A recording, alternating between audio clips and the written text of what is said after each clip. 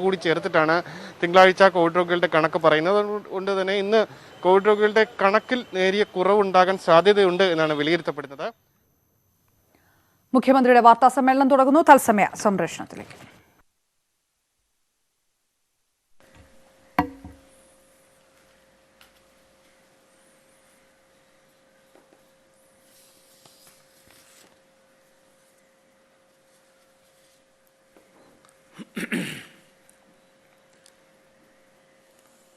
നമ്മുടെ സംസ്ഥാനത്ത് ഇന്ന് 4138 പേർക്കാണ് കോവിഡ് ബാധ സ്ഥിരീകരിച്ചത്. കോവിഡ് ബാധിച്ച് 21 പേരാണ് മരണമടഞ്ഞത്. 86,681 പേർ നിലവിൽ ചികിത്സയിലുണ്ട്.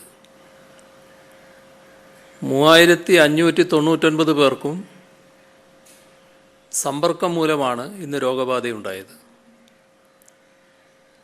ഉറവിടമറിയാത്ത 438 പേരുണ്ട്.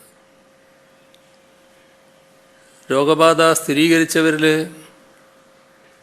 47 പേർ ആരോഗ്യ പ്രവർത്തകരാണ്. കഴിഞ്ഞ 24 മണിക്കൂറിൽ 33,345 സാമ്പിളുകളാണ് പരിശോധന നടത്തിയത്. 7,108 പേർ രോഗമുക്തരായി. കേരളത്തിൽ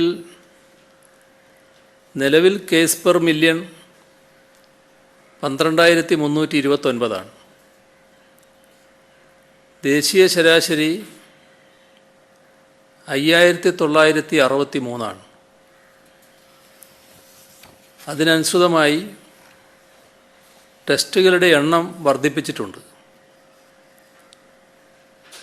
1,31,516 കേരളത്തിലെ നിലവിലെ ടെസ്റ്റ് പെർ മില്യൺ. ഇന്ത്യൻ ശരാശരി 80,248. രോഗവ്യാപനം കൂടിയിട്ടും കേരളത്തിലെ കേസ് ഫെറ്റാലിറ്റി റേറ്റ് 0.34%. ദേശീയ ശരാശരി 1.49. കേരളത്തിൽ ഇതുവരെ മരണമടഞ്ഞവരിൽ 94% മറ്റ് രോഗാവസ്ഥകൾ ഉള്ളവരായിരുന്നു.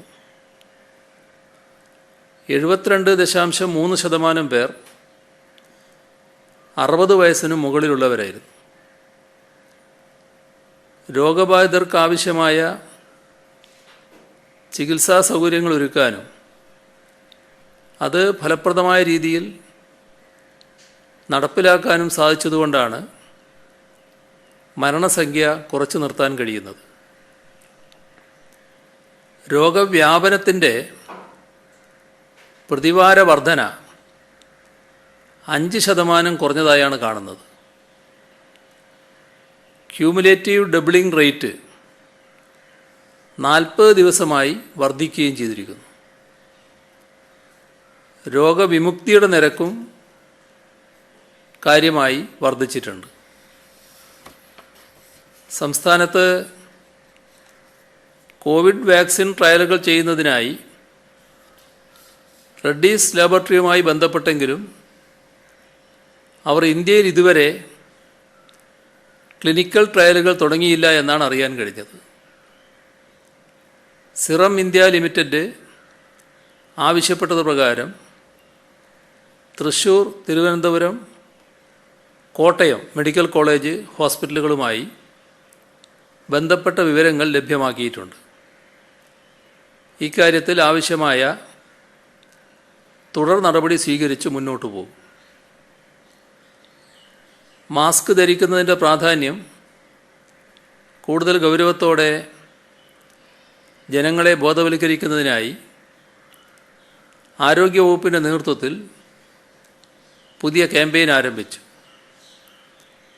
മാസ്ക് ധരിക്കൂ, കുടുംബത്തെ രക്ഷിക്കൂ എന്ന മുദ്രാവാക്യമുയർത്തുന്ന ക്യാമ്പയിൻ ആധുനിക ആശയവിനിമയ സാധ്യതകൾ ഉപയോഗിച്ചുകൊണ്ട് ജനങ്ങളിലേക്ക് എത്തിക്കും. ബാംഗ്ലൂർ ആസ്ഥാനമായുള്ള പബ്ലിക് അഫയേഴ്സ് സെൻറ്റർ നടത്തിയ പഠനത്തിൽ രാജ്യത്ത് ഏറ്റവും മികച്ച ഭരണം കാഴ്ചവെക്കുന്ന സംസ്ഥാനമായി കേരളത്തെ തുടർച്ചയായി ഈ വർഷവും തിരഞ്ഞെടുത്ത വാർത്ത നാം എല്ലാവരും കണ്ടതാണ്. അഭിമാനാർഹമായ നേട്ടമാണത്. ഈ സർക്കാരിൻ്റെ കാലയളവിൽ നിരവധി അവാർഡുകളും അംഗീകാരങ്ങളുമാണ് സംസ്ഥാനത്തെ തേടിയെത്തിയിരിക്കുന്നത്. ഐക്യരാഷ്ട്രസഭയും നീതി ആയോഗും ചേർന്ന് തയ്യാറാക്കുന്ന സുസ്ഥിര വികസന ലക്ഷ്യ സൂചികയിലും കേരളം തുടർച്ചയായി ഒന്നാമതെത്തിയിരുന്നു. മുൻ വർഷത്തേക്കാൾ കൂടുതൽ പോയിൻ്റ് നേടിയാണ് ഒന്നാമതെത്തിയത് എന്നതും ശ്രദ്ധേയമാണ്. ഇന്ത്യ ടുഡേ വർഷാവർഷം നടത്തുന്ന സംസ്ഥാനങ്ങളുടെ സർവേയിലും കേരളം വിവിധ വിഭാഗങ്ങളിൽ ഒന്നാമതെത്തുന്നുണ്ട്. ക്രമസമാധാനം, ആരോഗ്യപരിപാലനം, പരിസ്ഥിതി സംരക്ഷണം, ശുചിത്വം, വിനോദസഞ്ചാരം, മികച്ച പാലുൽപാദനക്ഷമത തുടങ്ങിയ വിഭാഗങ്ങളിൽ കഴിഞ്ഞ 4 വർഷങ്ങളിൽ കേരളത്തിന് അവാർഡ് ലഭിച്ചു. സെൻറ്റർ ഫോർ മീഡിയ സ്റ്റഡീസ് നടത്തിയ പഠനത്തിൽ അഴിമതി ഏറ്റവും കുറവുള്ള സംസ്ഥാനമായി തിരഞ്ഞെടുത്തത് കേരളത്തെയാണ്. ട്രാൻസ്പെറൻസി ഇൻ്റർനാഷണൽ ഇന്ത്യയും ലോക്കൽ സർക്കിൾസും ചേർന്ന് നടത്തിയ ഇന്ത്യ കറപ്ഷൻ സർവേയിലും ഏറ്റവും അഴിമതി കുറഞ്ഞ സംസ്ഥാനമായി കേരളത്തെയാണ് കണ്ടെത്തിയത്. ഇതുകൂടാതെ കേരളത്തിലെ വിവിധ മേഖലകൾക്കും വകുപ്പുകൾക്കും പല ദേശീയ അന്തർദേശീയ അവാർഡുകൾ ലഭിച്ചു. നീതി ആയോഗിൻ്റെ തന്നെ വിദ്യാഭ്യാസ റാങ്കിങ്ങിലും ആരോഗ്യ റാങ്കിങ്ങിലും കേരളം തന്നെയാണ് രാജ്യത്തൊന്നാമത്. നമ്മുടെ ആരോഗ്യ വകുപ്പിന് സാംക്രമികേതര രോഗങ്ങൾ നിയന്ത്രിക്കുന്നതിനുള്ള UN അവാർഡ് ലഭിച്ചത് ഈ അടുത്താണ്. പോലീസിനും IT മേഖലക്കും നഗരവികസനം, പരിസ്ഥിതി സംരക്ഷണം, ശുചിത്വം, വനിതാ വികസനം, ഭക്ഷ്യസുരക്ഷ, വയോജന സംരക്ഷണം, ഭിന്നശേഷി ശാക്തീകരണം, സൈബർ സുരക്ഷ തുടങ്ങി നിരവധി മേഖലകളിൽ വിവിധ അംഗീകാരങ്ങളും നമ്മൾ കഴിഞ്ഞ 4 വർഷം കൊണ്ട് നേടി. ഇപ്പോൾ പബ്ലിക് അഫയേഴ്സ് സെൻറ്റർ നൽകിയ അംഗീകാരം ഗവേണൻസിനുള്ളതാണ്. ഭരണനിർവഹണം എന്നാൽ രാഷ്ട്രീയ നേതൃത്വവും ഉദ്യോഗസ്ഥരും ജനങ്ങളും കൈകോർത്ത് നിന്നാൽ മാത്രം വിജയിക്കുന്ന ഒന്നാണ്. ഇങ്ങനെയുള്ള നേട്ടങ്ങൾ കൂടുതൽ തിളക്കത്തോടെ ആവർത്തിക്കാനുള്ള പരിശ്രമത്തിലാണ് സർക്കാർ ഏർപ്പെട്ടിട്ടുള്ളത്. സർക്കാരിനെ രാഷ്ട്രീയമായി എതിർക്കുന്നവരുണ്ടാകാം. നമ്മുടെ നാടിൻ്റെ പുരോഗതിക്ക് വേണ്ടി നിലകൊള്ളുന്നവരാണ് എല്ലാ സംഘടനയും പ്രസ്ഥാനവും എന്നാണ് അവകാശപ്പെടാറുള്ളത്. സാധാരണ നിലക്ക് രാഷ്ട്രീയമായ എതിർപ്പിൻ്റെ ഭാഗമായി ഇത്തരം കാര്യങ്ങളെ തകർക്കുന്നതിനുള്ള നീക്കങ്ങൾ ഉണ്ടാകേണ്ടതല്ല. ദൗർഭാഗ്യവശാൽ ആ നേട്ടങ്ങളെ തകർക്കാനും വഴിമുടക്കാനുമുള്ള ആസൂത്രിത ശ്രമങ്ങളാണ് ഉണ്ടാകുന്നത്. സർക്കാർ ഇപ്പോൾ ഏർപ്പെട്ടിട്ടുള്ളത് ഈ നേട്ടങ്ങൾ കൂടുതൽ തിളക്കത്തോടെ ആവർത്തിക്കാനുള്ള പരിശ്രമത്തിലാണ്. ഇവിടെ നാം കാണേണ്ട ഒരു വസ്തുത, ഇത്തരം നേട്ടങ്ങൾ രാഷ്ട്രീയ നേതൃത്വത്തിൻ്റെ ഭാഗമായി മാത്രമുണ്ടാകുന്ന ഒന്നല്ല. അതിൽ പങ്കുവഹിക്കുന്നതിൽ പ്രധാനപ്പെട്ടൊരു വിഭാഗം സംസ്ഥാനത്തിലെ ഉദ്യോഗസ്ഥ വൃന്ദം തന്നെയാണ്. കഴിഞ്ഞ ദിവസങ്ങളിൽ കാണുന്ന ഒരു പ്രത്യേകത, ഈ നേട്ടങ്ങൾ സർക്കാരിന് യശസ്സുണ്ടാകുമോ എന്ന ശങ്കയോടെ ഇതിനെ ഏതെങ്കിലും തരത്തിൽ സ്തംഭിപ്പിക്കണം, തകർക്കണം, ആ ഉദ്ദേശത്തോടെയുള്ള പ്രചരണങ്ങൾ പല വഴിക്ക് കാണുകയാണ്. അതിൻ്റെ കൂടെ കൂട്ടി വായിക്കേണ്ട ഒന്നാണ്, കഴിഞ്ഞ ദിവസങ്ങളിൽ ചില അന്വേഷണങ്ങളുമായി ബന്ധപ്പെട്ട് ഇവിടെ ഉണ്ടായ കാര്യങ്ങൾ. ഈ പശ്ചാത്തലത്തിൽ അത് പ്രത്യേകം എടുത്തു പറയേണ്ടതായിട്ടുണ്ട് എന്നാണ് തോന്നുന്നത്. ഏതെങ്കിലും ഏജൻസിയെയോ ഉദ്യോഗസ്ഥനെയോ കുറ്റപ്പെടുത്തണമെന്ന ഉദ്ദേശത്തോടെയല്ല ചില കാര്യങ്ങൾ ഇവിടെ സൂചിപ്പിക്കുന്നത്. ഇന്ത്യൻ ഭരണഘടനയുടെ അടിസ്ഥാന തത്വങ്ങളും അതിൻ്റെ അന്തസ്സത്തയും ക്രമാതീതമായി ലംഘിക്കപ്പെടുമ്പോൾ ചിലത് പറയാതെ പറ്റില്ല. അന്വേഷണ ഏജൻസികൾ പൊതുവിൽ സ്വീകരിക്കേണ്ട പ്രൊഫഷണൽ മാനദണ്ഡങ്ങൾ അട്ടിമറിക്കപ്പെടുകയും ചിലർ ആഗ്രഹിക്കുന്ന വഴികളിലൂടെ നീങ്ങുകയും ചെയ്യുന്ന സാഹചര്യത്തിൽ ചില കാര്യങ്ങൾ വ്യക്തമാക്കേണ്ടതുണ്ട്. ഇവിടെ നേരത്തെ ഉണ്ടായ സ്വർണ്ണക്കള്ളക്കടത്തുമായി ബന്ധപ്പെട്ട കാര്യങ്ങൾ ഉയർന്നു വന്നപ്പോൾ തന്നെ സംസ്ഥാന സർക്കാർ ശക്തമായ നിലപാടാണ് സ്വീകരിച്ചത്. രാജ്യത്തിൻ്റെ സാമ്പത്തിക സുരക്ഷയെ അസ്ഥിരപ്പെടുത്തുന്ന കുറ്റകൃത്യങ്ങളെപ്പറ്റി സമഗ്രവും ഏകോപിതവുമായ അന്വേഷണം കേന്ദ്ര സർക്കാരിനോട് ആദ്യഘട്ടത്തിൽ തന്നെ ആവശ്യപ്പെട്ടത് സംസ്ഥാന സർക്കാരാണ്. ഇവർക്കാവശ്യമായ എല്ലാ സഹായ സഹകരണങ്ങളും നൽകാമെന്ന് അറിയിക്കുകയും ചെയ്തു. അന്വേഷണം നിയമവഴികളിലൂടെ സഞ്ചരിക്കുമെന്ന ന്യായയുക്തമായ പ്രതീക്ഷയാണ്, ലെജിറ്റിമേറ്റ് എക്സ്പെക്റ്റേഷൻ, സ്വാഭാവികമായി സംസ്ഥാന സർക്കാരിനും ആ ഘട്ടത്തിലുണ്ടായിരുന്നത്. തുടക്കത്തിൽ അന്വേഷണം അതിൻ്റേതായ രീതിയിൽ നല്ല രീതിയിൽ തന്നെയാണ് നടന്നത്. എന്നാൽ ഏജൻസികളുടെ ഭാഗത്തു നിന്ന് പിന്നീടുണ്ടായ ചില ഇടപെടലുകൾ പ്രതീക്ഷകൾ അസ്ഥാനത്തായിരുന്നോ എന്ന സംശയമുണർത്തുന്ന തരത്തിലായി.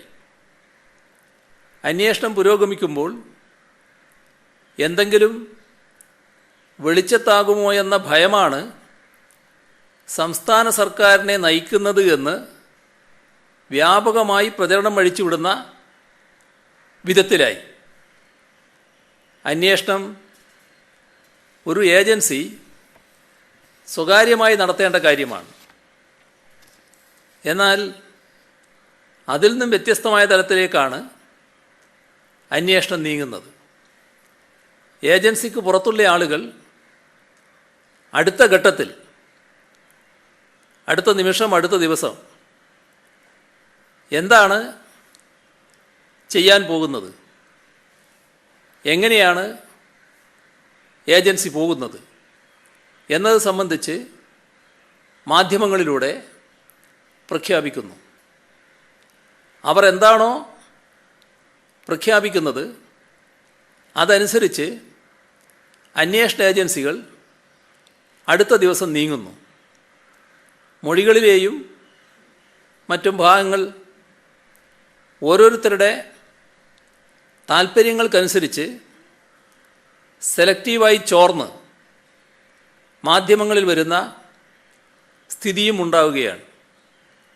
ചുരുക്കത്തിൽ അന്വേഷണ ഏജൻസി സ്വീകരിക്കേണ്ട സാമാന്യമായ രീതി പോലും ഉണ്ടാകുന്നില്ല എന്ന ഗൗരവതരമായ പ്രശ്നം ഉയർന്നു വരികയാണ്. പൊതുജനങ്ങളുടെ വിശ്വാസ്യത ആർജിക്കേണ്ടതും കക്ഷിരാഷ്ട്രീയത്തിന് അതീതമായി നിൽക്കേണ്ടുന്നതും ലഭ്യമാകുന്ന തെളിവുകളുടെ അടിസ്ഥാനത്തിൽ നിഗമനങ്ങളിലെത്തേണ്ടതും പ്രൊഫഷണലായി അന്വേഷണം നടത്തേണ്ടതുമായ ഏജൻസികൾ ആ അടിസ്ഥാന തത്വങ്ങളിൽ നിന്ന് വ്യതിചലിക്കുമ്പോഴാണ് എവിടെ നീതി എന്ന ചോദ്യം ഉയരുന്നത്. അന്വേഷണങ്ങൾ യഥാർത്ഥത്തിൽ സംഭവത്തിൻ്റെ സത്യാവസ്ഥ കണ്ടെത്തുന്നതിന് വേണ്ടിയുള്ള തെളിവ് ശേഖരണ പ്രക്രിയയാണ്. അത് മുൻവിധിയുടെ അടിസ്ഥാനത്തിലാവരുത്. അവ ഏതന്വേഷണത്തിൻ്റെയും താളം തെറ്റിക്കും. പ്രൊഫഷണൽ അന്വേഷണം തുറന്ന മനസ്സോടെയുള്ള ഒന്നായിരിക്കണം.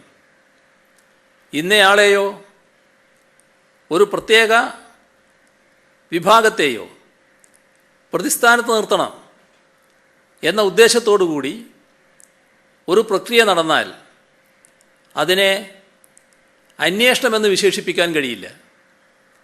അത് ദുരുപദിഷ്ടമായ ലക്ഷ്യങ്ങളോടെയുള്ള മറ്റെന്തോ ആയി മാറും.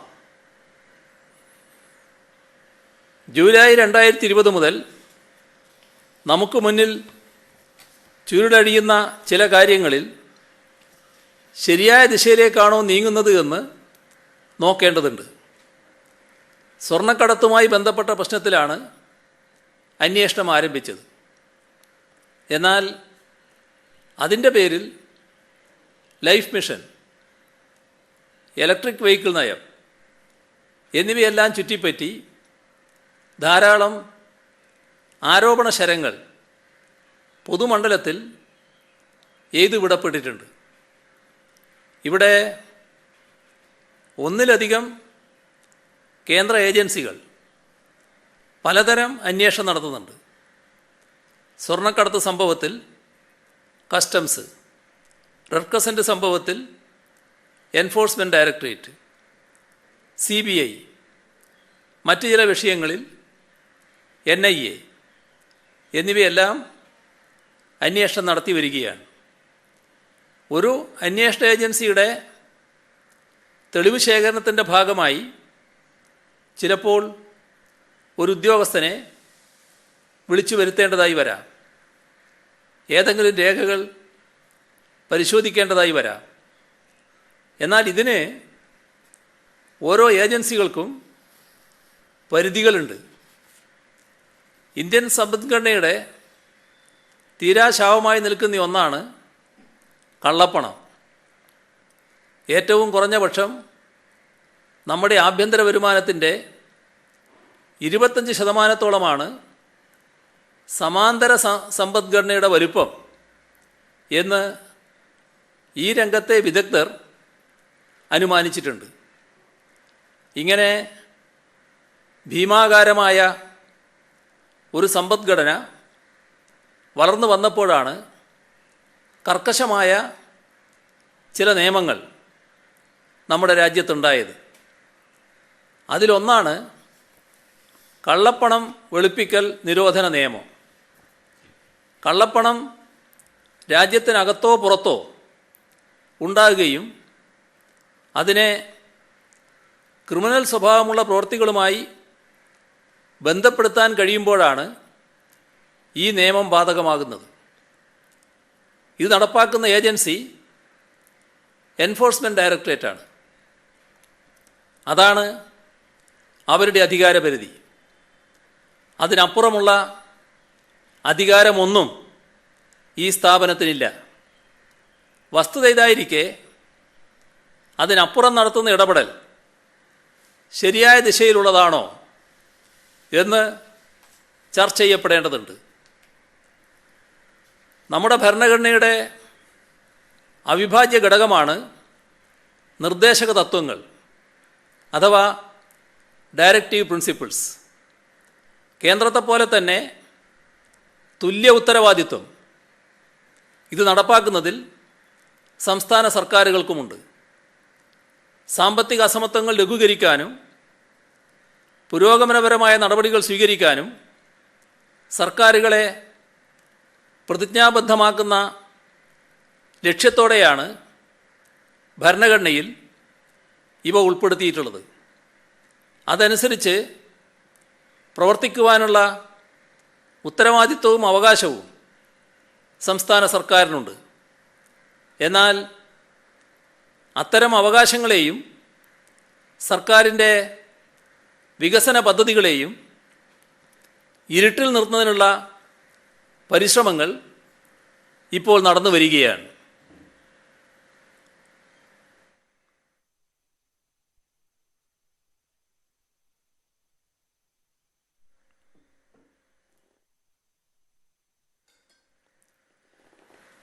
ഇവിടെ ഭൂരഹിതരും ഭവനരഹിതരുമായുള്ള ആളുകൾക്ക് അടച്ചുറപ്പുള്ള ഭവനം നൽകാനുള്ള പദ്ധതിയാണ് ലൈഫ്.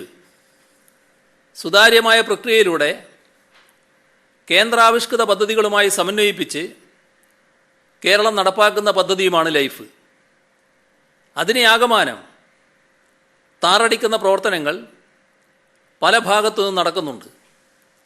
പദ്ധതിയുടെ വിജയത്തിനായി അശ്രാന്ത പരിശ്രമം നടത്തുന്ന ഉദ്യോഗസ്ഥരുടെ മനോവീര്യം തകർക്കാൻ, പദ്ധതി സമയബന്ധിതമായ ലക്ഷ്യങ്ങൾ കൈവരിക്കുന്നത് തടയാൻ ഒക്കെയുള്ള നടപടികൾ അന്വേഷണ ഏജൻസികളുടെ ഭാഗത്തുണ്ടായാൽ അതിനെ സുതാര്യവും നിഷ്പക്ഷവുമായ അന്വേഷണത്തിൻ്റെ സ്വാഭാവിക പ്രവർത്തനമായി കാണാൻ കഴിയില്ല. അനവധി ദിവസങ്ങൾക്ക് മുൻപ് ഈ പദ്ധതിയുടെ ചുമതല വഹിക്കുന്ന ഉദ്യോഗസ്ഥനെ രണ്ടാം തവണ സമൻസ് അയച്ച് വിളിച്ചു വരുത്തിയിരുന്നു. പദ്ധതിയുടെ എല്ലാ രേഖകളും മറ്റു കാര്യങ്ങളും 24 മണിക്കൂറിനുള്ളിൽ, പ്രവൃത്തി ദിവസം പോലും അല്ലാത്ത പിറ്റേന്ന് തന്നെ നേരിട്ട് ഹാജരാക്കണമെന്ന് സമൻസ് നൽകുന്നു. സംസ്ഥാന സർക്കാരിൻ്റെ നയപരിപാടികൾ നടപ്പാക്കുന്നതിൻ്റെ ഭാഗമായി ചെയ്ത പ്രവർത്തനങ്ങൾക്ക് ഇത്തരം പരിണിത ഫലങ്ങൾ ഉണ്ടാകുന്നു എന്ന് വന്നാൽ മറ്റൊരു ഉദ്യോഗസ്ഥനും ഇത്തരം ഉദ്യമങ്ങളുടെ നേതൃത്വം ഏറ്റെടുക്കാൻ തയ്യാറാകില്ല എന്ന ചേതോവികാരമാണോ അന്വേഷണ ഏജൻസികളിലെ ചില ഉദ്യോഗസ്ഥരെ നയിക്കുന്നത്? ഇത് തികച്ചും നിരുത്തരവാദപരമായ സമീപനമാണ്. ഇക്കാര്യത്തിൽ സ്വീകരിച്ചു വന്ന സമീപനം അന്വേഷണ ഏജൻസികളുടെ പരിധിയും പരിമിതിയും ലംഘിക്കുന്ന ഒന്നാണെന്നത് നിസ്തർക്കമാണ്. ഇന്ത്യൻ ഭരണഘടന പ്രകാരം കേന്ദ്ര സംസ്ഥാന സർക്കാരുകളുടെ ചെലവും വരുമാനവും കൃത്യമായി പരിശോധിക്കാൻ ഒരു ഭരണഘടനാ സ്ഥാപനമുണ്ട്. ഭരണഘടനയുടെ അനുച്ഛേദം 148 പ്രകാരം. അതാണ് കൺട്രോളർ ആൻഡ് ഓഡിറ്റർ ജനറൽ. ഈ സ്ഥാപനത്തെ ചുമതലപ്പെടുത്തിയ ജോലി കള്ളപ്പണ നിരോധന നിയമമനുസരിച്ചാണോ ചെയ്യേണ്ടത്? കേന്ദ്ര സർക്കാർ നിയന്ത്രണത്തിലുള്ള അന്വേഷണ ഏജൻസികൾ സംസ്ഥാന സർക്കാരിൻ്റെ നയങ്ങളും പരിപാടിയും വിശകലനം ചെയ്യുന്ന ഉത്തരവാദിത്വം ഏറ്റെടുക്കുന്ന സ്ഥിതി സംജാതമായിരിക്കുകയാണ്. ഇത് ജനാധിപത്യ മൂല്യങ്ങളിൽ വിശ്വസിക്കുന്നവർക്കും ഭരണഘടനയെ മാനിക്കുന്നവർക്കും ഒരു തരത്തിലും അംഗീകരിക്കാൻ കഴിയില്ല. സംസ്ഥാന സർക്കാരിനെ ആകെ ഒരു കുറ്റവാളിയെ എന്ന ദൃഷ്ടിയോടെ കാണുന്ന രീതി കൊളോണിയൽ സമീപനത്തിൻ്റെ അവശിഷ്ടമാണ്. കേരളത്തിൽ വളരെയധികം നേട്ടങ്ങൾ സാമൂഹിക ഭൗതിക മേഖലകളിൽ വരുത്തുന്ന ശ്രമങ്ങളിൽ ലക്ഷ്യം കാണുമ്പോൾ ഉദ്യോഗസ്ഥരുടെ മനോവീര്യം തകർത്ത് ഇത്തരം പദ്ധതികളെ തകർക്കുക എന്ന ഗൂഢലക്ഷ്യം രാഷ്ട്രീയ പ്രതിയോഗികൾക്കാകാം, അന്വേഷണ ഏജൻസികൾക്കാകാമോ എന്നതാണ് നമുക്ക് മുന്നിലുള്ള മർമ്മപ്രധാനമായ ചോദ്യം.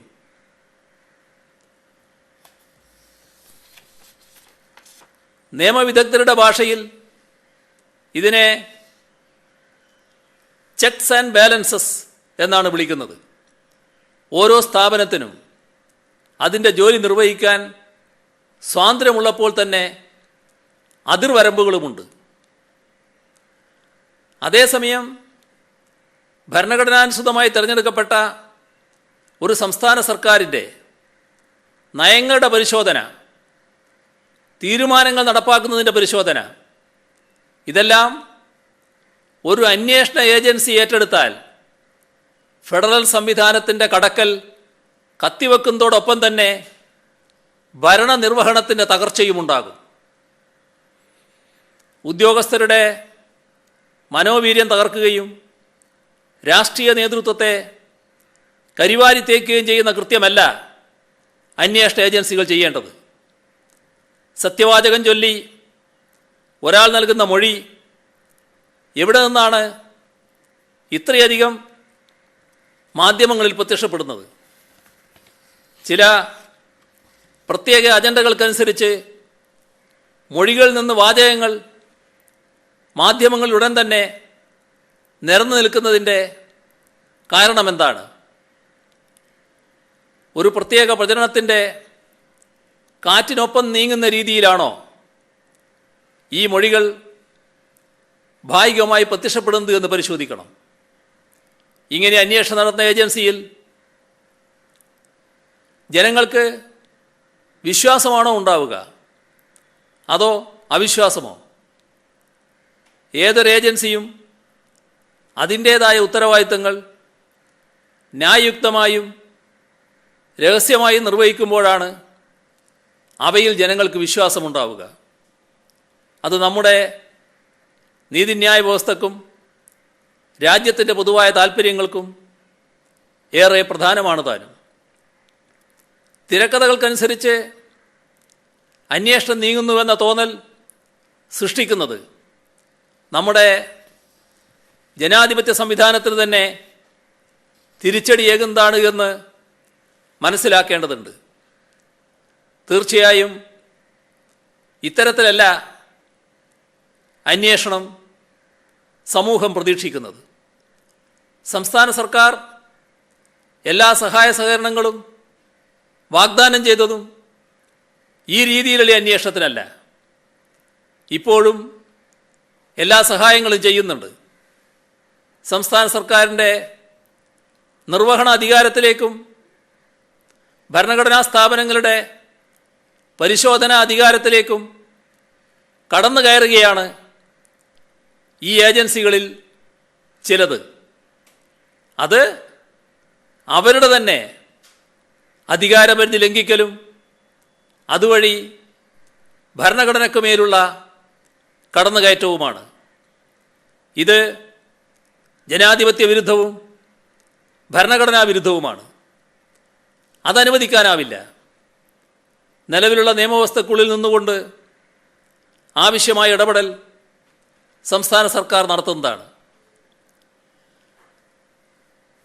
ഒരു കാര്യം കൂടി പറയുകയാണ്. എല്ലാ അന്വേഷണത്തിനും സംസ്ഥാന സർക്കാർ പൂർണ്ണ സഹകരണം നൽകിയിട്ടുണ്ട്.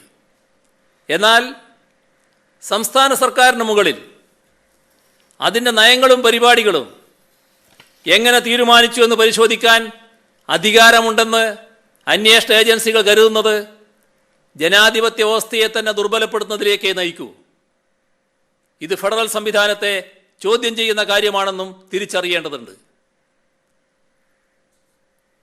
മുൻപെങ്ങുമില്ലാത്ത രീതിയിലുള്ള വികസന പ്രവർത്തനങ്ങൾ നടത്തുന്ന സർക്കാരാണിത് എന്ന് പരക്കെ അംഗീകരിക്കപ്പെട്ടതാണ്.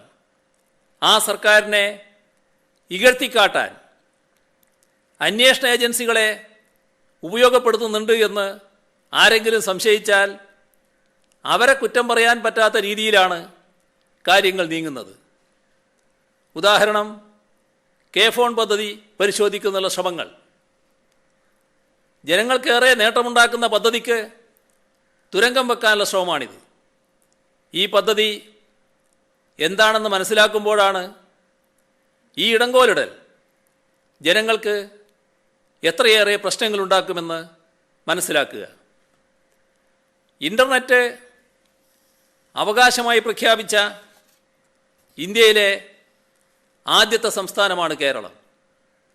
കേരളത്തിലെ സാധാരണ മനുഷ്യർക്ക് കുറഞ്ഞ നിരക്കിൽ ഗുണമേന്മയുള്ള ഇൻ്റർനെറ്റ് ലഭ്യമാക്കുക എന്ന ഉദ്ദേശത്തോടെ ഈ സർക്കാർ കൊണ്ടുവന്ന പദ്ധതിയാണ് കെ-ഫോൺ.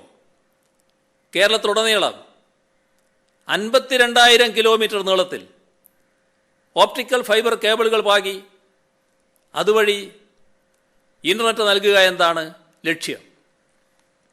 കെ-ഫോണിൻ്റെ കേബിൾ ശൃംഖല ഉപയോഗിക്കുന്നതിന് സർക്കാരുമായി കരാറുണ്ടാക്കി ഏതൊരു ഇൻ്റർനെറ്റ് സേവന ദാതാവിനും ഇൻ്റർനെറ്റ് സേവനം നൽകാൻ സാധിക്കും. കെ-ഫോൺ എന്നത് ഓപ്റ്റിക്കൽ ഫൈബർ ശൃംഖലയാണ്. ആ ശൃംഖല ഉപയോഗിച്ച് ഏതൊരു സേവനദാതാവിനും ഏതൊരു വീട്ടിലേക്കും ഇൻ്റർനെറ്റ് സൗകര്യം കൊടുക്കാൻ സാധിക്കും. അതുകൊണ്ട് കെ-ഫോണിനെ തകർക്കാൻ ശ്രമിക്കുന്നവരോട് പറയാനുള്ളത്, എന്തൊക്കെ സംഭവിച്ചാലും കെ-ഫോൺ നടപ്പിലാക്കിയിരിക്കും. അതിലൂടെ സാധാരണ ജനങ്ങൾക്ക് ഇൻ്റർനെറ്റ് കുറഞ്ഞ നിരക്കിൽ ലഭ്യമാക്കിയിരിക്കും. ഒരു കാര്യം വ്യക്തമാക്കാൻ ആഗ്രഹിക്കുകയാണ്. ഞങ്ങൾ ന്യായമായ അന്വേഷണങ്ങൾക്കെതിരല്ല.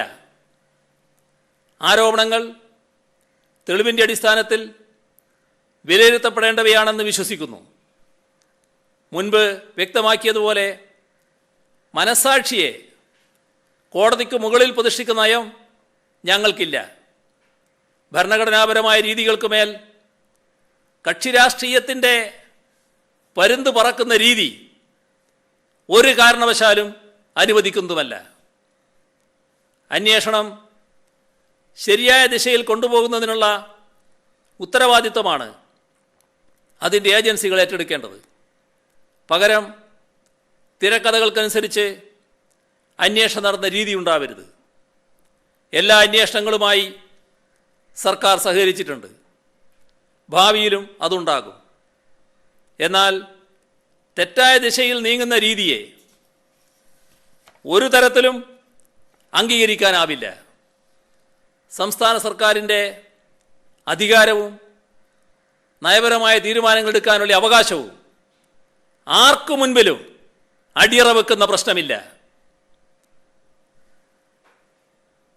ഇത്രയും വിശദീകരിച്ചത് നമ്മുടെ ഭരണമികവ് തകർക്കാൻ ബോധപൂർവം ഇടപെടൽ ഉണ്ടാകുന്നതിൻ്റെ പശ്ചാത്തലത്തിലാണ്. ചുമതലപ്പെട്ട ഉദ്യോഗസ്ഥരെ ഭയപ്പെടുത്തി പിന്മാറ്റാൻ ശ്രമിച്ചാൽ എങ്ങനെയാണ് ഭരണം മുന്നോട്ട് കൊണ്ടുപോകാനാവുക? എങ്ങനെയാണ് ജനങ്ങൾക്ക് വേണ്ടിയുള്ള പദ്ധതികൾ പൂർത്തീകരിക്കാനാവുക? യഥാർത്ഥത്തിൽ ഈ യുദ്ധം ജനങ്ങൾക്കും ഈ നാടിനുമെതിരാണ് എന്ന് മനസ്സിലാക്കാൻ വേറെ അന്വേഷണമൊന്നും വേണ്ട. ഇതിൽ മാധ്യമങ്ങളുടെ പങ്കും വിശകലനം ചെയ്യണം. സർക്കാരിനോട് എതിർപ്പുള്ള മാധ്യമങ്ങളുണ്ടാകാം. ഈ സർക്കാരിനെ നശിപ്പിക്കണം എന്ന ഉത്കടമായ ആഗ്രഹത്താൽ വശം കെട്ടവരുമുണ്ടാകാം. അവയെ ആ വഴിക്ക് വിടാം. അതല്ലാതെ സ്വതന്ത്രം എന്ന മേലങ്കിയിട്ട ചില മാധ്യമങ്ങൾ ഈ വിധ്വംസക പ്രവർത്തനങ്ങൾക്കുള്ള പ്രോത്സാഹനം നൽകുന്നില്ലേ? ഒരു ദിവസം പോലും ആയുസ്സില്ലാത്ത വാർത്തകളെ ആഘോഷിക്കുന്നതിലൂടെ സർക്കാരിനെ കരിവാരിത്തേക്കാം എന്ന ധാരണയോ അങ്ങനെ സംഭവിക്കണം എന്ന ദുർമോഹമോ ആണ് അവയെ നയിക്കുന്നത്. തങ്ങൾ ഇതുവരെ ആഘോഷിച്ച പല വാർത്തകളുടെയും പിന്നിലുള്ള സ്ഥിതി എന്തായി എന്ന ആത്മപരിശോധന അത്തരം മാധ്യമങ്ങൾ നടത്തണമെന്നാണ് അഭ്യർത്ഥിക്കാനുള്ളത്. ഇവിടെ ഒരു കാര്യം മാത്രമേ ഇപ്പോൾ അടിവരയിട്ട് പറയുന്നുള്ളൂ. ഇത്തരം ആക്രമണങ്ങൾ കൊണ്ട് ഞങ്ങൾ തളർന്നു പോകില്ല. ഈ നാടിൻ്റെ മുന്നോട്ടുള്ള വഴിയിൽ തടസ്സം സൃഷ്ടിക്കുന്നവരെ തിരിച്ചറിയാനുള്ള ജനങ്ങളുടെ ശക്തിയെ ആരും കുറച്ച് കാണുകയും വേണ്ട.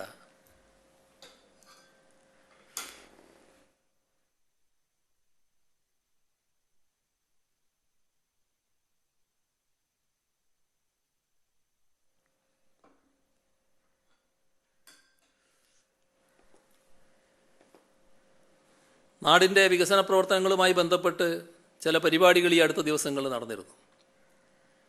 ഇന്ന് തന്നെ ചില പരിപാടികൾ നടന്നു. ടെക്നോ പാർക്കിൽ ആക്സിലേറ്റർ ഫോർ ഇലക്ട്രോണിക്സ് ടെക്നോളജീസിന് എയ്സ് തുടക്കമായിട്ടുണ്ട്. ഇലക്ട്രോണിക്സ് അനുബന്ധ മേഖലകളിലുള്ള അത്യാധുനിക സാങ്കേതിക വിദ്യാധിഷ്ഠിത സ്റ്റാർട്ടപ്പുകൾക്ക് വളരാൻ ഏറ്റവും അനുയോജ്യമായ അന്തരീക്ഷമാണ് കേരളത്തിലുള്ളത്. തിരുവനന്തപുരം ജില്ലാ പഞ്ചായത്ത് 5 സ്പോർട്സ് ഹബ്ബുകൾ തുടങ്ങാനാണ് പദ്ധതി ആവിഷ്കരിച്ചത്.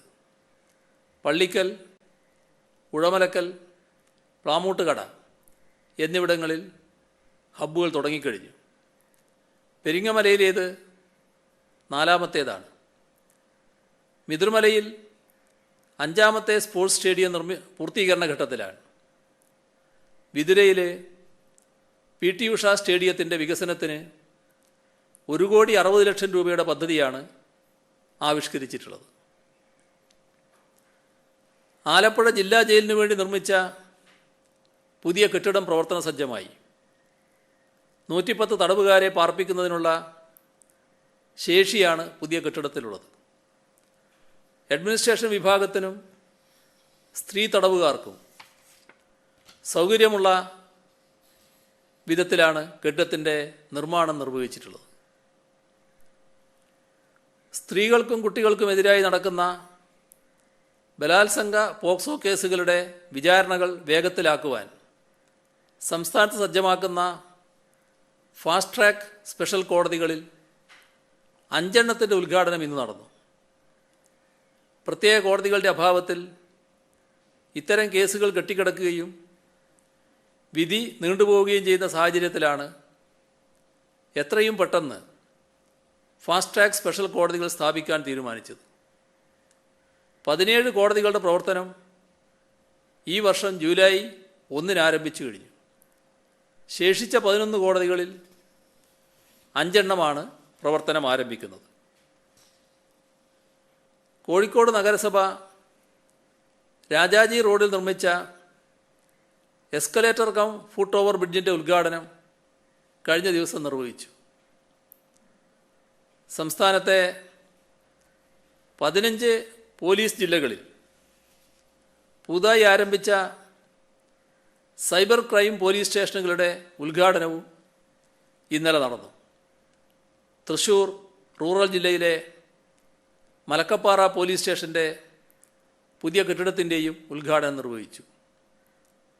തിരുവനന്തപുരം, കൊച്ചി, തൃശ്ശൂർ, കോഴിക്കോട് എന്നീ സിറ്റികളിലാണ് നിലവിൽ സൈബർ ക്രൈം പോലീസ് സ്റ്റേഷനുകൾ ഉണ്ടായിരുന്നത്.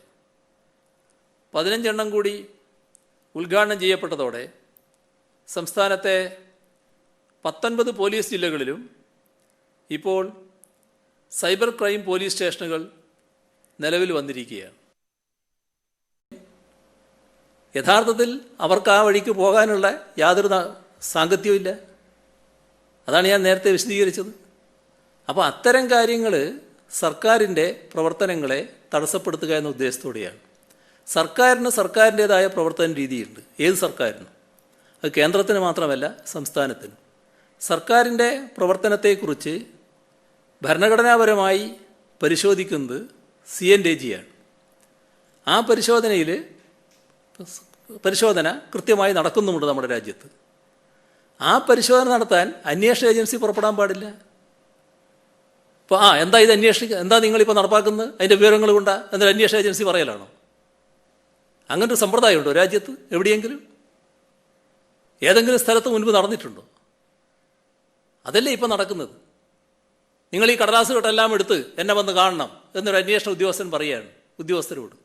എന്താണ് അതിൻ്റെ ഫലമെന്ന് നമ്മൾ ചിന്തിക്കണം. അതാണ് ഞാൻ നേരത്തെ പറയാൻ ശ്രമിച്ചത്. ഈ പറയുന്ന നേട്ടങ്ങളെല്ലാം ഉണ്ടാക്കുന്നത് വെറും രാഷ്ട്രീയ നേതൃത്വം മാത്രമല്ലല്ലോ, നയപരമായ കാര്യങ്ങളിൽ മാത്രമാണല്ലോ രാഷ്ട്രീയ നേതൃത്വത്തിന് പങ്ക്. നടപ്പാക്കപ്പെടുന്ന ഉദ്യോഗസ്ഥരിലൂടെയല്ലേ. ആ ഉദ്യോഗസ്ഥരുടെ തലക്കുമേതെ ഇങ്ങനെ കുറേ അന്വേഷണ ഏജൻസികൾ ഇങ്ങനെ നിൽക്കുന്നു. അവരിങ്ങനെ ഓരോ കാര്യത്തിലും ഇടപെട്ട് ഈ നേരത്തെ നടന്ന കുറ്റമെന്ന് കാണുന്ന കാര്യത്തിൽ അന്വേഷിക്കുന്നതോ അതിൻ്റെ ഭാഗമുള്ള നടപടികളിലോ അവരെ ആശങ്കപ്പെടുത്തില്ല.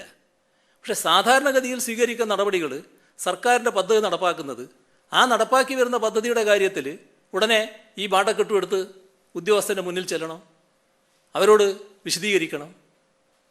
ഇതൊക്കെ ഏതെങ്കിലും ഘട്ടത്തിൽ നടന്നൊരു കാര്യമാണോ?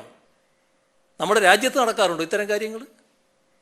അപ്പോൾ അതാണ് ജനാധിപത്യത്തിനും ഭരണഘടനാ തത്വങ്ങൾക്കും എതിരാണെന്ന് ഞാൻ പറയുന്നത്. അത് അന്വേഷണ ഏജൻസികളുടെ പരിധി വിടലാണ്.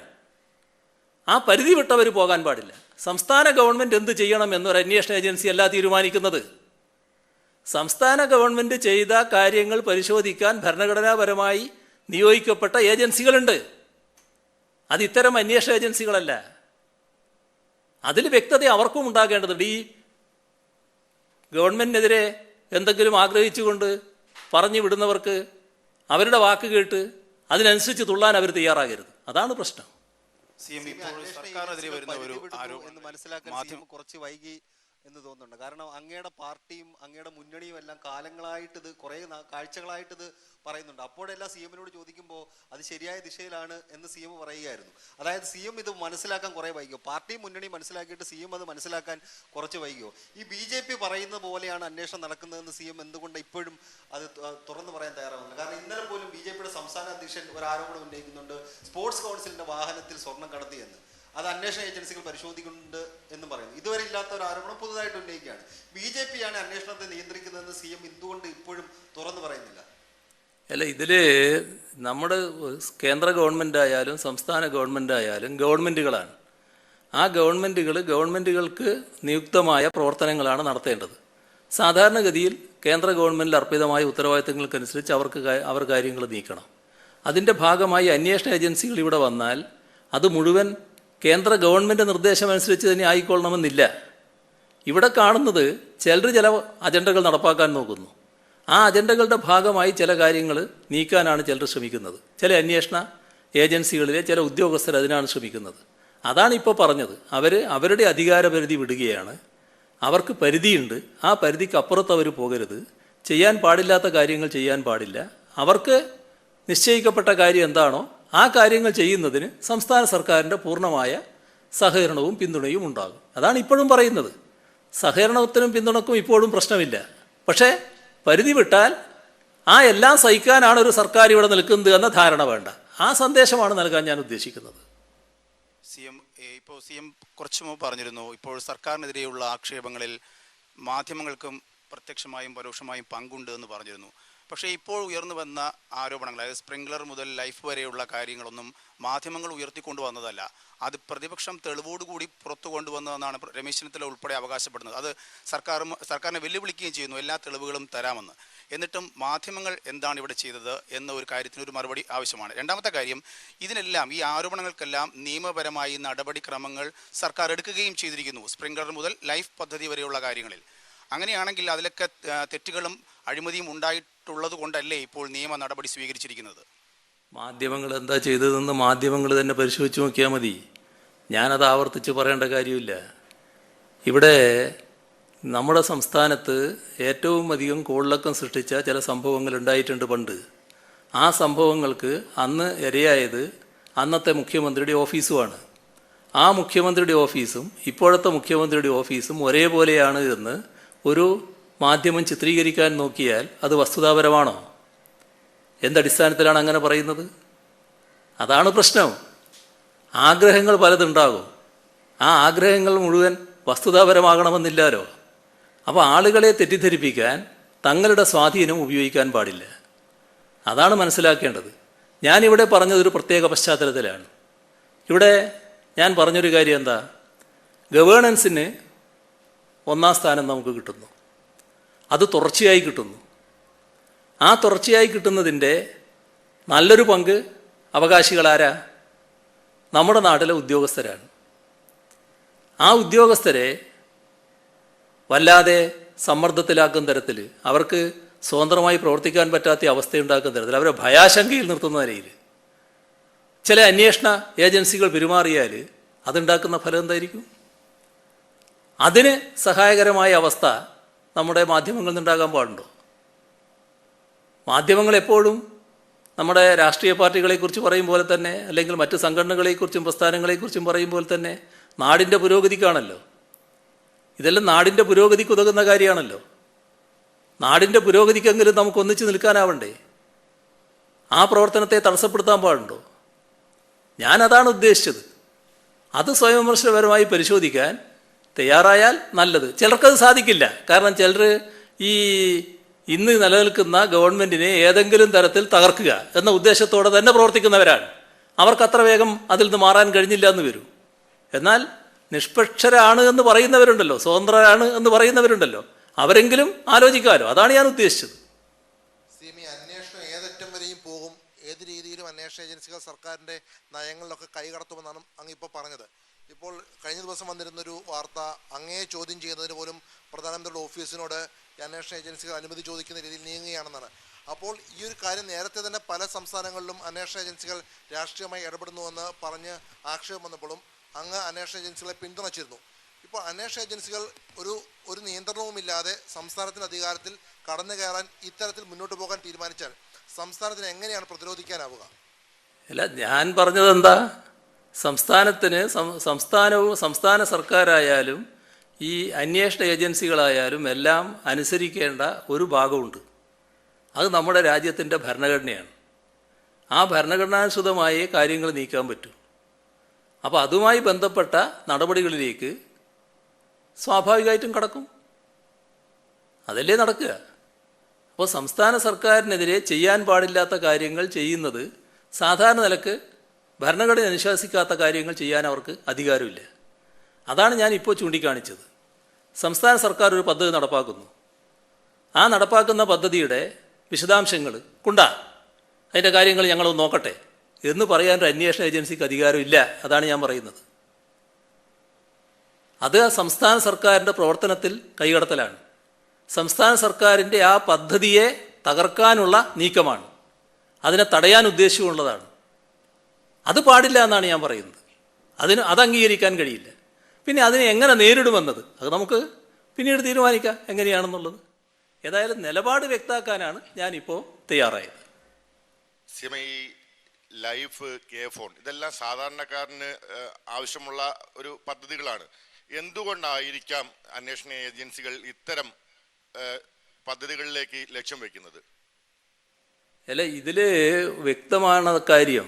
നമ്മുടെ സംസ്ഥാനത്ത് ജനങ്ങൾക്ക് ഏറ്റവും ഗുണകരമായ രീതിയിൽ നടക്കുന്ന കാര്യങ്ങൾ, അതാണ് സർക്കാരിനെ വ്യത്യസ്തമാക്കുന്നത്. ജനങ്ങൾക്ക് ഗുണകരമായ കാര്യങ്ങൾ ചെയ്യുന്നു, ജനങ്ങൾ അതിൻ്റെ കൂടെ നിൽക്കുന്നു. ഇപ്പോൾ പലതരത്തിലുള്ള പുകമറ സൃഷ്ടിക്കാൻ നോക്കിയപ്പോഴും ചില രാഷ്ട്രീയ നേതാക്കൾ എന്തൊക്കെയാണ് വിളിച്ചു പറയുന്നത്? അവർ വായിൽ തോതിയൊക്കെ വിളിച്ചു പറയല്ലേ. ഇന്നത്തെ ഭരണത്തിന് നേതൃത്വം കൊടുക്കുന്നവരെയും മറ്റും പറ്റി എന്തും പറയാനുള്ള ഒരു ലൈസൻസോട് കൂടിയല്ലേ അവരെല്ലാം നിൽക്കുന്നത്. പക്ഷേ നാട്ടിൽ യേശുന്നുണ്ടോ? അത് അവരുടെ അണികളിൽ തന്നെ യേശുന്നുണ്ടോ? നാടത് സ്വീകരിക്കുന്നുണ്ടോ? എന്തുകൊണ്ടാണ്? അത് ഈ നാട്ടിൽ നടത്തിയൊരു പ്രവർത്തനത്തിൻ്റെ പ്രതിഫലനത്തിൻ്റെ ഭാഗമാണ്. എന്താണ് സർക്കാർ, കേരളത്തിലെ LDF സർക്കാർ എന്താണ് ചെയ്തത്? എന്ന അനുഭവത്തിലൂടെ ജനങ്ങൾ തിരിച്ചറിഞ്ഞിട്ടുണ്ട്. അതിൻ്റെ ഭാഗമായാണ് അത്തരമൊരു വിലയിരുത്തൽ. അപ്പോൾ അത് എങ്ങനെയെല്ലാം തകർക്കാൻ പറ്റും? അപ്പം ഞങ്ങൾ പറഞ്ഞിട്ട് ഏശുന്നില്ല, എന്നാൽ പിന്നെ ഇവരെയൊന്ന് ഉപയോഗിക്കാൻ പറ്റുമോ? അന്വേഷണ ഏജൻസികളെ. അന്വേഷണ ഏജൻസികളിൽ ചിലതാണ് ഇപ്പോൾ ഇതിന് പുറപ്പെട്ടിട്ടുള്ളത്. അതിൽ തന്നെ ചില ഉദ്യോഗസ്ഥരാണ് വല്ലാതെ കാട് കയറി പോകുന്നതായിട്ട് കാണുന്നത്. അവരെ ഉപയോഗിച്ചുകൊണ്ട് കാര്യങ്ങൾ നടത്താൻ പറ്റുമോ? പലതരം ബന്ധങ്ങളും ഇടപാടുകളും ഉണ്ടാകാം. പക്ഷെ അത് നോക്കേണ്ടവരല്ല അവർ നിയമപ്രകാരം ചെയ്യാൻ ബാധ്യപ്പെട്ടവരാണ്. അവർക്ക് നിയുക്തമായ അധികാരമുണ്ട്. അവരിൽ ആ നിയതമായ അധികാരം ഉപയോഗിച്ചുകൊണ്ടാണ് അവർ പ്രവർത്തിക്കേണ്ടത്. അതിനപ്പുറം പോകാൻ അവർക്ക് അധികാരമില്ല. അതാണ് ഞാൻ ചൂണ്ടിക്കാണിക്കാൻ ശ്രമിക്കുന്നത്. അപ്പോൾ അവരുടെ ഉദ്ദേശം ഇത്തരം പദ്ധതികളെന്നാ നടക്കാതാവുക. അപ്പോൾ അതിൻ്റെ ഭാഗമായി അതിന് തടയിടാൻ നോക്കുക. അത് സർക്കാരിൻ്റെ പ്രവർത്തനത്തെ തടയലാണ്. അത് ഫെഡറൽ സംവിധാനത്തിനെതിരാണ്. ഫെഡറൽ സംവിധാനം എന്ന് പറഞ്ഞാൽ സംസ്ഥാനം എന്ന് പറയുന്ന ഒരു കീഴാളനല്ല. ഭരണഘടനാപരമായ അവകാശമുള്ള ഒരു സ്വതന്ത്ര സംവിധാനമാണ്. നിയമപ്രകാരമുള്ള പ്രവർത്തനമാണ് നടക്കുന്നത്. നിയമവിരുദ്ധമായ എന്തെങ്കിലും കാര്യം ചെയ്തോ അതിന് പരിശോധിക്കാനുള്ള സംവിധാനമുണ്ട്. അത് സാധാരണഗതിയിൽ ഭരണഘടനാപരമായി തന്നെ അവകാശമുണ്ട്. അതിനപ്പുറം പോകാൻ അന്വേഷണ ഏജൻസികൾക്ക് അവകാശമില്ല എന്നാണ് ഞാൻ പറയാൻ ശ്രമിച്ചത്. CM അങ്ങനെയെങ്കിൽ ഈ K-ഫോൺ അടക്കമുള്ള പദ്ധതികളാണ് ഇപ്പോൾ അവർ വീണ്ടും പരിശോധിക്കാൻ പോകുന്നൊക്കെ പറയുന്നത്. അങ്ങനെയാണെങ്കിൽ അതിൻ്റെയൊക്കെ ഫയലുകൾ ഇങ്ങനെ അന്വേഷണ ഏജൻസികളുടെ മുമ്പിൽ കൊടുക്കണ്ടെന്നൊരു തീരുമാനം നമ്മുടെ ഗവൺമെൻറ് എടുത്തിട്ടുണ്ടോ? ഞങ്ങളിപ്പോൾ എന്ത് തീരുമാനം എടുത്തു എന്നുള്ളതല്ല ഞാൻ പറയുന്നത്. എന്തിനാണ് അങ്ങനെ ഒരു ചോദ്യം? എന്തിനു വേണ്ടിയാണ് ഇത്തരം പദ്ധതികളുടെ വിശദാംശങ്ങൾ ഞങ്ങൾക്ക് വേണമെന്ന് പറയുന്നത്? K-ഫോണിനെ പറ്റി പലതരത്തിലുള്ള പ്രചരണങ്ങളും നാട്ടിലുണ്ട്. ആ ഫോൺ വന്നാൽ സാധാരണക്കാർക്കാകെ താല്പര്യമാണ്, അത് ഗുണകരമാണ് എന്ന് നല്ലതുപോലെ ജനങ്ങൾ വിശ്വസിക്കുന്നു. എന്നാൽ അതേസമയം നമ്മുടെ നാട്ടിൽ പലതരത്തിലുള്ള നിക്ഷിപ്ത താല്പര്യക്കാരുണ്ടാവും. ആ നിക്ഷിപ്ത താല്പര്യക്കാർക്ക് ചിലപ്പോൾ അത് കുറച്ച് ബുദ്ധിമുട്ടുണ്ടാക്കും എന്ന് തോന്നുന്നുണ്ടാകാം. കാരണം അവർക്ക് പിന്നൊരു വലിയ സ്പേസ് ഇല്ലാതാകും. കാരണം ഇത് അത്ര വ്യാപകമായിട്ടാണ് വരാൻ പോകുന്നത്. സർക്കാർ ആ തരത്തിൽ ഇടപെടുന്ന നിലയാണ് വരുന്നത്. അപ്പോൾ അതുകൊണ്ട് സർക്കാർ ഇത്തരം ഒരു കാര്യത്തിൽ പങ്കെടുക്കാൻ പാടില്ല എന്ന് അവർക്ക് തോന്നിയേക്കാം. ആർക്ക്? ഏതെങ്കിലും ഒരു ഗ്രൂപ്പിന് അല്ലെങ്കിൽ ഏതാനും ചില വ്യക്തികൾക്ക്. നാട്ടിനോ? നാട്ടിലെ ജനങ്ങൾക്കോ? നമ്മുടെ നാട്ടിലെ എല്ലാ കുടുംബങ്ങൾക്കോ? സർക്കാരിൻ്റെ ഭാഗമായുള്ള ഇൻ്റർനെറ്റ് സൗകര്യം ഓരോ വീട്ടിലും ലഭിക്കുക, അതുമായി ബന്ധപ്പെട്ട് സൗകര്യങ്ങൾ ഉണ്ടാവുക എന്നത് എല്ലാവരും ആഗ്രഹിക്കുന്ന കാര്യമാണ്. അത് ചെയ്യുന്ന സർക്കാരിനെ അവർ സ്വാഭാവികമായും പിന്താങ്ങും. അത് തടയുക എന്ന ഉദ്ദേശത്തോടെ വരുമ്പോഴാണ് ഞാൻ മറ്റേ ഭാഗം പറഞ്ഞത് അത് ശരിയല്ല എന്നത്. അതാണ് ഞാൻ പറയാൻ ശ്രമിച്ചത്. അത് അവിടെ തന്നെയാണ് നിൽക്കുന്നത്.